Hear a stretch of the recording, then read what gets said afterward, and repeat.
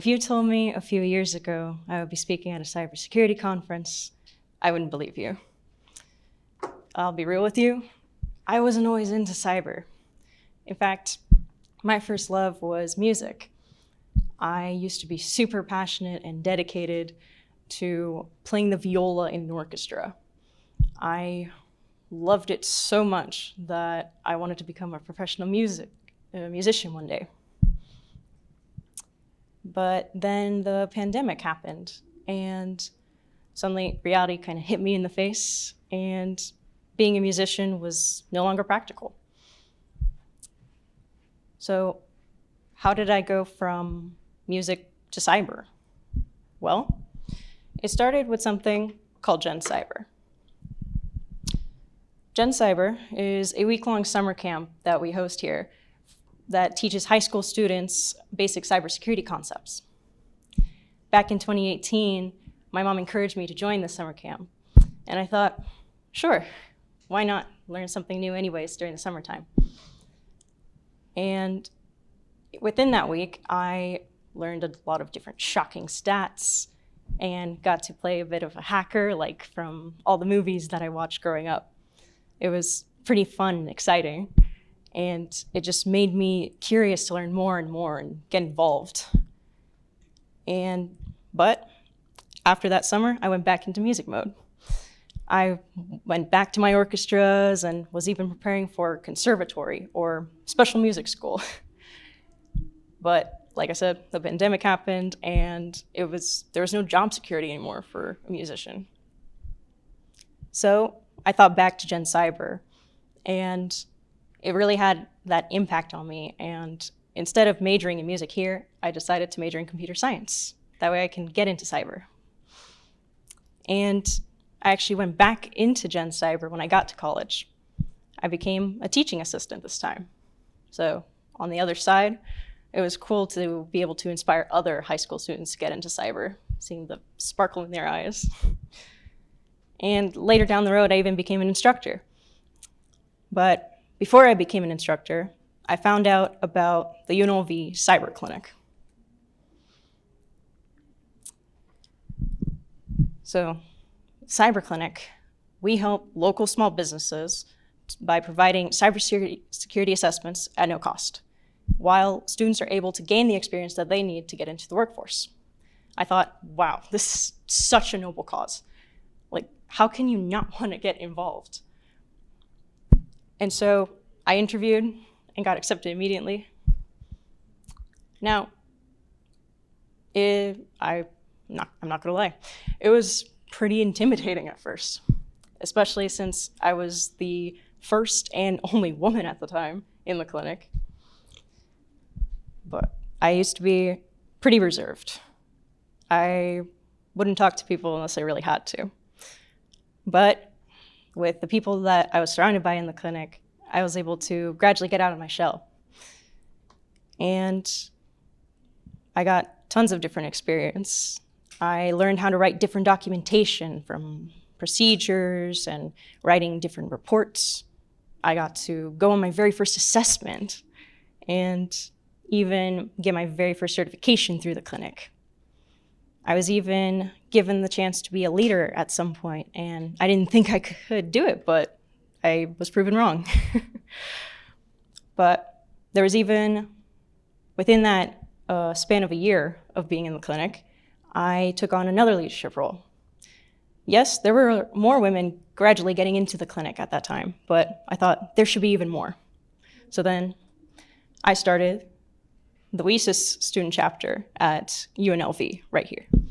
So we hosted workshops, brought even more opportunities to UNLV, and we gained over 30 members within a whole year, and doubling it now. And with all my efforts, I was able to earn the CyberCore SFS scholarship in order to pay for my master's. And I hope in the future that I get to work in the public sector. And after that, who knows? I'm still open to new possibilities. So, why am I here? Well, I'm here to show you what a real cyber clinic is. But before getting into that, I think I should go over what actually is a clinic, or rather the origin of clinic. So, clinic, it refers to teaching of medicine at the bedside. I like you to think about a medical student. So they might read a textbook about anatomy all day long, right? Or get different scenarios of diagnosing a patient. But it's not the same as diagnosing a patient in real time. Now, is it? No. So, same thing kind of applied to cyber students. Sure, they could study for certifications and go through the coursework, but it's not the same as going on an assessment and seeing what is it actually like before you get out there. So, and of course, cyber students, they were struggling when it came to getting that entry-level job or internship. So, cyber clinics, they help them get that experience before they get out there. And, of course, cyber clinics, they help local small businesses, nonprofits, local governments by providing assessments at no cost, similar to medical clinics, how they provide healthcare at little to no cost. So there's a few things you should know, is that there's a few different kinds of clinics. Let's start with the traditional ones, though. So there's class-based and capstone-based. For our class-based, they are running on a semester basis. They are either in the fall or the springtime. And of course, they're led by a professor. They are the ones teaching the class and how to go on these assessments. And they create this static curriculum for the course. It rarely would ever change. It might just get updated here and there just to stay current. And of course, students are being given assignments that they'll be graded on accordingly. And when it comes to our capstone-based clinic, the only real difference there is that it's taken at the very end of a student's degree. Now, what makes a student-run clinic different? Well, first off, we run all year round. That's right, 365 days a year. Let me ask a quick question. Do you think malicious hackers take a summer vacation? No, they don't, right? Well, that's the thing. Hackers, they might take more advantage when it comes to vacation time of the easier targets, like small businesses. And so the thing is, they can't just wait for class to be back in session. They need our help right now to secure their business. They need to secure their livelihood right now. So unlike the traditional class-based clinic, students are the ones driving the decisions. So yes, we do have professors that oversee everything, right? But students are the ones that are organizing meetings, leading assessments, and coordinating all sorts of other events as well. And with that, since students are the ones mainly in charge, we don't have grades. We simply hold each other accountable. We keep each other in check to make sure that things are getting done in a timely manner and are done well. So, why does this model work? Well, when you're giving students the chance to be a leader in that space, to know what it's like to lead, you're giving them the room to make mistakes. That way, they learn from them, and they're not going to suffer from those mistakes later on in the real world.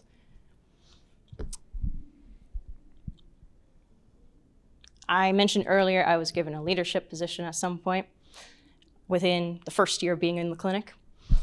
I thought it'd be temporary, but I had no idea I would excel in that role, and then I did so well, I was kept on for the rest of the year in that role. And it was pretty great because I got proved wrong. Like, I can really take on and do so much more than I thought I could. And it made me want to do even more work and take on more responsibility. There's a lot of work that we have in the clinic, but students are doing the work not because they have to, but because they want to. Real clients equals real stakes. Well, when I like to say it's really a privilege when we get to interact with our clients. I remember my first assessment, I thought I'd be sitting back and shadowing and just seeing how does it really work. Turns out I got thrown right into the fire, and I was told, yep, make sure you ask questions, like pay attention to everything going on. And even the client at one point was like, okay, how do I secure this thing? I was like, oh, okay, yeah, this is real. This is not a simulation right now. We are assessing their business. We are trying to protect them now. We really see the impact that we're making right there. And just knowing that we're able to help protect them and educate them in the process, it's great. We really see what we're doing here.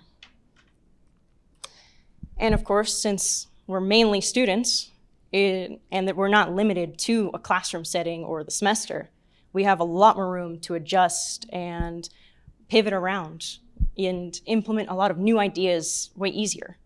And we're able to scale. We kind of run like a little company of sorts. In fact, let me show you how we're organized like one.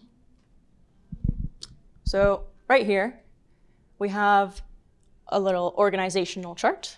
So at the very top, we have our UNLV faculty or directors, and even our cybersecurity program manager.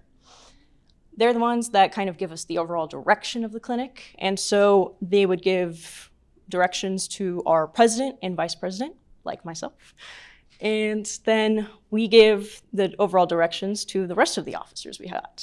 Like, we got our secretary and treasurer.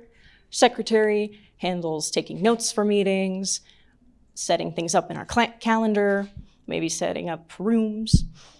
And our treasurer handles our finances, budgets, and donations. Underneath them, we got our project coordinator and compliance that they handle the client work.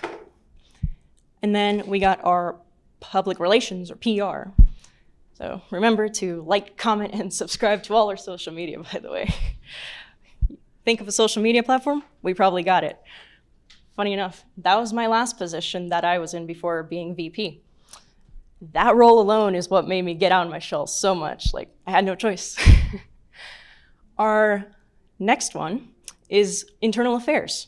So this works a lot like human resources, kind of dealing with onboarding and offboarding members at times. Then we got our training manager. So they help our students to prepare for different certifications and even help them out in navigating like what kind of pathway might you want to go into. Do you want to go red teaming, blue teaming? Do you want to go in GRC maybe, or even non-technical cyber roles? And we got something a little special here. We got our junior member coordinator. We actually do high school outreach. So we help high schoolers to prepare for being a part of the cyber clinic and for college before they get here. And of course, we are not a clinic without the members that do the day-to-day work. Now, you might be wondering, how do we get clients? Well, we actually do our very own client acquisition. That's right. We actually go boots on the ground going to find clients and conducting canvassing efforts. We might visit different shopping centers or going to events that highlight different small businesses. And what that does, it really helps our students to develop their sales abilities. So if they're able to pitch our clinic and the services to a client, well, they can then pitch themselves to a future employer in the future. Now, when our teams are able to successfully get a client, we like to show them that we care about them. This is where our 4 pillars of cybersecurity come into play. We got cybersecurity, assessment, remediation, and education. Heavy emphasis on education. So we all start with care level 1. We go into the business and we talk to the business owner, learning more about their background with the business, and we identify their critical assets. After that, we then go assess them and gather their vulnerabilities that we see. Once we collect all the findings and have some recommendations, we put that into a report, and then we make sure that it's really understandable for the client, so it's really digestible and they'll know how they can implement things. Then, once that report itself is complete, we go back to the client and review with them and make sure they are understanding everything and that they have been made more cyber aware. And if they would like us to do so, we might move on to care level 2, where we will remediate some of the vulnerabilities where we can.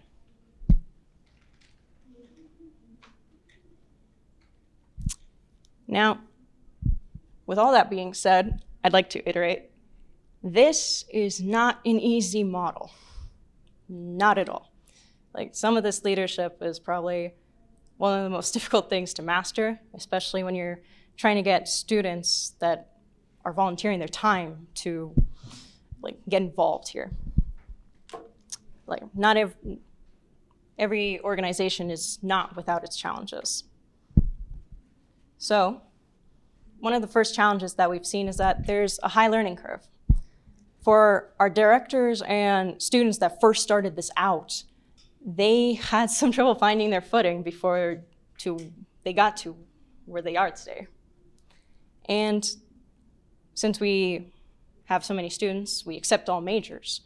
We've seen some of our non-technical majors struggle when it comes to learning the cybersecurity concepts. And then on the other side, we've seen some of our technical majors kind of struggle when it comes to developing their soft skills. Time management. Oh boy. I think at some point everyone struggled a little bit with time management, right? Yeah, here and there. Yeah, so we're college students, right? We've got a lot on our plate. We've got students that are studying full-time, part-time. They're working full-time, part-time. They've got other extracurriculars, different family obligations, trying to keep a social life here and there, right? And even trying to take care of themselves in the process. It's like, how do they find the time to even work for the clinic at all?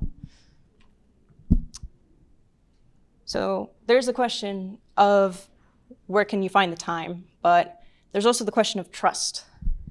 So when it comes to our clients, they might take a look at us and maybe hesitate a little bit. It's like, ooh, I don't know, can a student really secure my business, my assets? Can they? And then when we have newer students come in, it might be a bit difficult for our leadership to gain the trust of those newer members right away. On that note, so yes, students do stick around for quite a while. We've had some for years, but at some point they do graduate and they move on and want to get out into the real world. And the thing is, it's difficult to find the talent for those leadership positions to keep it going. And with all of those challenges mentioned, there's also quality control. How do we keep such a high standard and keep the quality great? Well, here's how we make it work. Document, document, document. We write our internal policies, procedures, how to communicate effectively, properly, and how to even write reports. I used to be one of the first people to work on our standard operating procedures.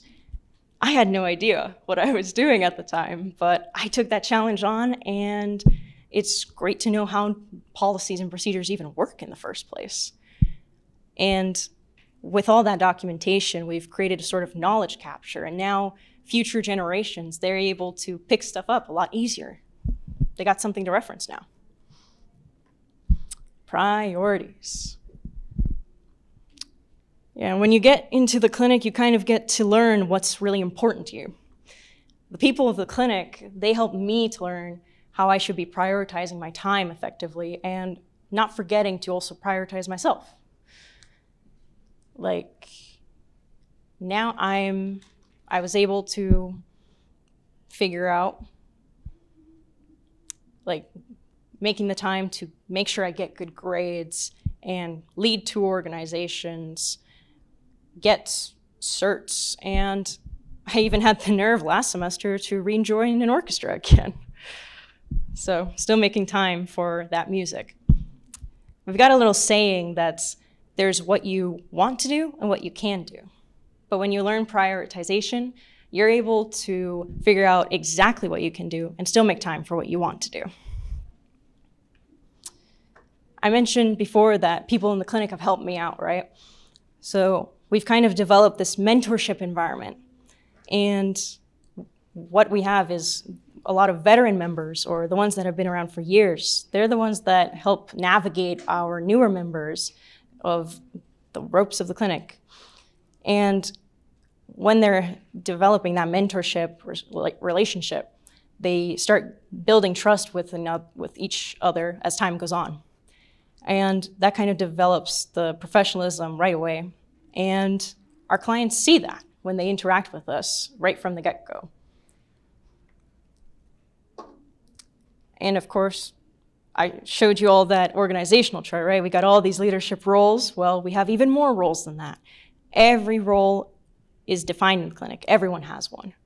And because of that, it makes prioritization easier, and people are owning up their tasks. They know exactly what to do, not making it overloading or overbearing. And one of my favorite things that we say in the clinic is that steel sharpens steel. We help each other out to be the best version of ourselves. We give each other constant feedback to make sure that we are doing the very best work that we can with up to great quality. And we're making sure that we're doing work that we're not only just satisfied with, but work that we're proud of. And speaking of things that I'm proud of, we've got all these different benefits that are within the clinic. Of course, the real world skills, right? So thanks to Cyber Clinic, we're able to get that real world experience. So students are being trained technically, but of course, it's not without that balance of learning how to communicate effectively. If you think you can be the most technical person out there and don't think you gotta learn how to communicate, well, good luck. If there's anything that I can't speak enough about, it's about the professional development or the personal development that we've got in the clinic. I think everyone kind of goes through their own metamorphosis of sorts. I mentioned before, I was very reserved. I barely talked at all. And now I can present in front of a crowd, even enjoy it a little bit. I think one of the biggest things I learned is that you have to get uncomfortable in order to grow. I got uncomfortable many times. I welcome it all the time now. I think the best case scenario was where I had to present about the clinic twice in a day. And I really didn't think that one of those presentations actually helped our school to gain the status of being a CyberCore scholarship school, and we were able to give students access to opportunities and not have to worry about the costs of school anymore. And of course, on that note, the access to opportunities. So many students within the clinic wouldn't have been able to get their certifications or the training that they needed to get into cyber or any job that they want to now. And I even had the opportunity to go on my very first flight once. I never would have gone to travel and go to these different conferences if it weren't for the clinic. And I don't think it goes without saying about the community contribution that we bring to the area. Of course, we're helping our students to advance themselves, but it's not without helping out the local community and making small businesses feel protected and educated and safe. Now, before I end, here's some final thoughts. Student-run clinics, they're scalable and transformative. When you don't limit students to the classroom setting, you're opening the door to a bunch of new possibilities. I'll reiterate, this is not easy. It takes time. It takes patience. You don't need perfection. You just need commitment and structure. You're not building just cyber talent here. You're building cyber leaders. In fact, would you like to meet tomorrow's cybersecurity professionals? Cyber Clinic, would you like to come up right here?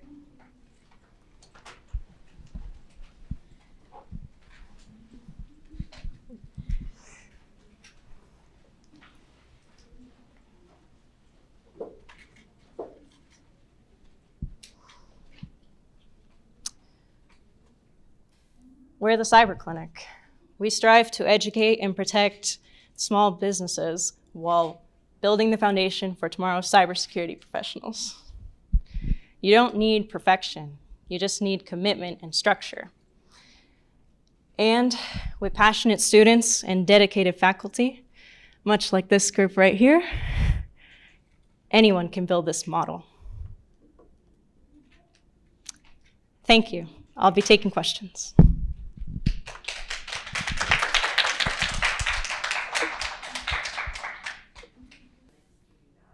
Yes, of course.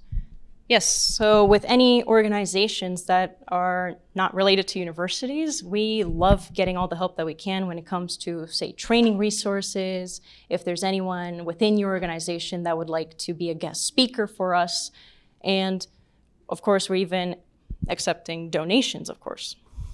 So. Okay. If that's all, feel free to check out our website, cyberclinicofficial.org. You can email us at info@cyberclinicofficial, or feel free to talk to me throughout the conference. All right, thank you. Enjoy your day, everyone.